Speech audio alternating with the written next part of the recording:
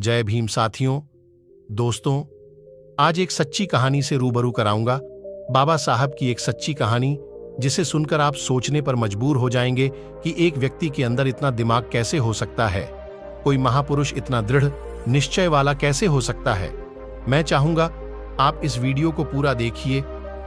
जब बाबा साहब पहली बार लंदन से बैरिस्टर बनकर भारत वापस लौटे, जब उन्होंने कोर्ट के अंदर, कचहरी के अंदर कदम रखा, तो कोर्ट के अंदर जितने भी वकील थे सभी ने बाबा साहब को देखकर पहचान लिया कि यह वही है जो महार जाति का व्यक्ति है और यह आज काला कोट पहनकर हमारे कचहरी के अंदर आ गया है। और बाबा साहब अंदर जाकर अपना ठीहा ढूंढने लगे। सबके पास अपना अपना ठीहा होता है। बैठने के लिए जब बाबा साहब को कोई ठिकाना नहीं मिला और बाबा साहब जब ढूंढ रहे थे, तो जो दूसरे वकील थे उन्होंने बाबा साहब को डोंट कसते हुए बोला, उस बाबा को चिढ़ाते हुए कहा, अबे वो बैरिस्टर, तुम तो बहुत पढ़े लिखे विद्वान हो, तुम्हें क्या जरूरत है कचहरी के अंदर बैठने का? तुम कहीं बाहर भी अपना ठिहा लगाओगे तो तुम्हारी दुकान चल जाएगी। लेकिन बाबा साहब ने उसकी वह स्टार्ट मारने को गलत नहीं समझा। बाबा साहब ने उनके बात को बुरा नहीं माना और मुस्कुराते हुए बोला, तुमने सही कहा। और बाबा साहब एक जगह जाकर अपना ठिहा जमाया और साफ सफाई करके वहां बैठ गए। तब बाबा साहब के पास छोटे मोटे केसे आते रहे और रोजी रोटी चलती रही। हल्का फुल्का बिजनेस बढ़ा, कारोबार बढ़ा। और उसी दौरान एक सेठ और सेठानी जिसका इकलौता बेटा था, उसको फांसी की सजा सुनाई गई थी। उस सेठ और सेठानी पूरी मुंबई में कोई ऐसा वकील नहीं छोड़ा जिसके घर वो ना गए हों। जिसके पास भी जाते और जिसको भी फाइल दिखाते, अपने बच्चे की वह मना कर देता है कि आपका बच्चा नहीं बच पाएगा, उसने बहुत पैसा खर्च कर दिया था। उस सेठ ने और सेठ वकील ढूंढता ढूंढता पूरी मुंबई को खंगालता हुआ उसी कचहरी के अंदर पहुंचा जिसके बाहर बाबा साहब बैठे थे। दलितों के मसीहा भीमराव अंबेडकर बैठे हुए थे। और जब उस कचहरी के अंदर उस सेठ ने अपने बच्चे की फाइल दिखाई, अपने इकलौते बेटे की फाइल को दिखाई, तो किसी भी वकील ने उसकी फाइल नहीं ली। सभी ने इनकार कर दिया और कहा, इसका कुछ नहीं हो सकता, तुम्हारे बच्चे को कोई नहीं बचा सकता। उस सेठ ने ऐसे ऐसे बड़े बड़े वकीलों को दिखाया जो कानून को अपना घर मानते थे, जो बोलते थे कानून तो हमारे मुट्ठी में है। ऐसे ऐसे वकीलों को फाइल दिखाएं, लेकिन सबने फाइल देखकर इनकार कर दिया। और उस कचहरी के अंदर जो भी वकील बैठे थे, उसने फिर से टोन कसते हुए बोला, अरे सेठ, तुम्हारा केस वह लड़ेगा जो बाहर बैठा हुआ है। महार जाति का व्यक्ति, वह बहुत विद्वान, वह बहुत पढ़ लिख कर आया है। वह बाबा साहब पर टोन कस रहे थे, दलितों के मसीहा पर टोन कस रहे थे, वह बाबा साहब को चिढ़ा रहे थे। सेठ मन से रो रहा था। उसे आशा की एक किरण चाहिए थी बस, क्योंकि उसका इकलौता बेटा जिंदगी और मौत में अटका हुआ था। और जब सेठ ने उस वकील की बात सुना, तो सेठ उसकी बात मानकर वह बाबा साहेब के पास पहुंच गया। बाबा साहेब के चरणों में गिरकर कहा, हे बैरिस्टर, हे बाबा साहब, मेरे बच्चे को बचा लो।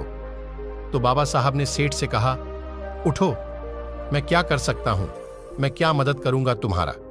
यह फाइल तुमने कितने ही वकीलों को दिखाया होगा, तुम वहीं जाओ, मैं क्या कर सकता हूं। मैं तो महार जाति का हूं, मैं इस जाति से हूं। सेठ, आप बहुत बड़े वकीलों को दिखाओ। सेठ ने बाबा साहब की शक्ल देखकर कहा, नहीं, अगर मेरे बच्चे को कोई बचा सकता है तो बैरिस्टर आप बचा सकते हो मेरे बच्चे को, वरना पूरी दुनिया की कोई ताकत मेरे बच्चे को नहीं बचा सकता। मैं आपका चेहरा देखकर बता रहा हूं। बाबा साहब, आप मेरी बात मान लीजिए। मैं तो एक बाप, मैं इस पीड़ा को सहन कर लूंगा, लेकिन जो उसकी मां है, जब उसे पता लगेगा कि उसका बच्चा नहीं रहा, तो वह भी उसके गम में मर जाएगी। मेरे घर से 2 अर्थियां उठेंगी बाबा साहब, 2 अर्थियां उठेंगी। मेरा इकलौता पुत्र है, मेरा इतना बड़ा कारोबार, इतना बड़ा बिजनेस है, कौन संभालेगा? क्या करूंगा मैं इसका? जब बाबा साहब ने सुना कि उसकी मां मर जाएगी, तो बाबा साहब को वह बात याद आ गई। जब बाबा साहब छोटे थे, बाबा साहब की माता भीमाबाई ने एक बात कही थी कि भीमा, अगर कभी जरूरत पड़े किसी निर्दोष की जान बचाने के लिए, अगर किसी अच्छे काम के लिए झूठ भी बोलना पड़े, तो संकोच मत करना भीमा, संकोच मत करना।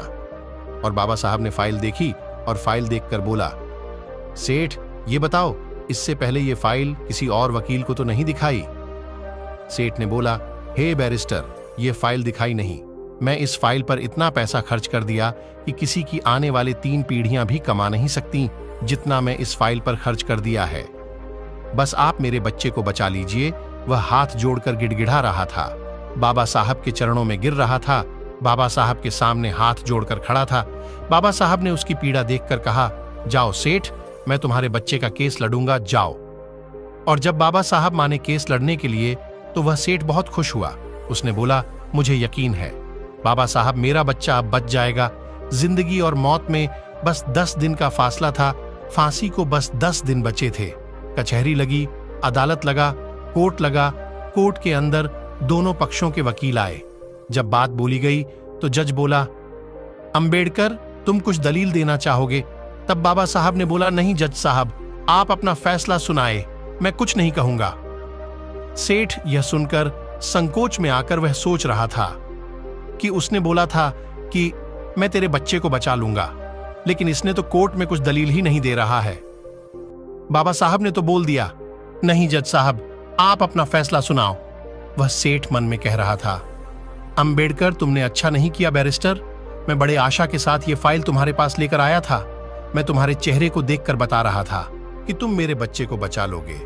और जब फांसी की सजा जज ने सुना दी और जब उस लड़के को फांसी की सजा देने के लिए लेकर जा रहे थे और उसके गले में अभी फंदा डाला ही गया था कि तभी बाबा साहब ने कहा, बस, आपने फांसी की सजा दी थी, आपने मौत की सजा नहीं दी थी। इस तरह उस लड़के की जान बच गई। देखिए, उनका दिमाग ऐसे थे बाबा साहब अंबेडकर, और उसी दिन से ये करवाई चली आ रही है सजाए मौत। यदि किसी की मौत की सजा देनी होती है तो सजाए मौत कहा जाता है, ये नहीं कहा जाता कि फांसी की सजा।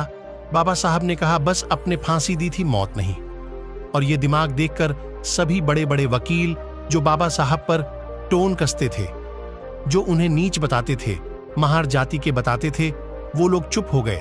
पर हमारे बाबा साहब शरीर की तरह उस बच्चों को छुड़ाकर उस मां के पास ले गए और कहा, ये लो तुम्हारा बच्चा। इस तरह बाबा साहब ने उस निर्दोष की जान बचाई। ऐसे थे बाबा साहब भीमराव अंबेडकर, और निचले जाति और महिलाओं, मजदूरों को अच्छा जीवन देने के लिए बहुत कुछ सहा है, बहुत सारे संघर्ष लड़े हैं। वह मरते दम तक लोगों के भलाई के ही बारे में सोचते रहे। दोस्तों, आज की वीडियो में बस इतना ही। इस चैनल पर सिर्फ बाबा साहेब के जीवन से जुड़ी सभी छोटी बड़ी जानकारी लेकर आता रहता हूं। यदि आप बाबा साहब को पसंद करते हैं और उनके बारे में और अधिक जानना चाहते हैं तो हमारे the Ambedkar Saheb YouTube channel को सब्सक्राइब कर ले। और अगर वीडियो अच्छी लगी हो तो वीडियो को लाइक, शेयर और सब्सक्राइब करना ना भूले। वीडियो को पूरा देखने के लिए धन्यवाद। फिर मिलते हैं अगली वीडियो में। तब तक के लिए जय भीम, नमो बुद्धाय।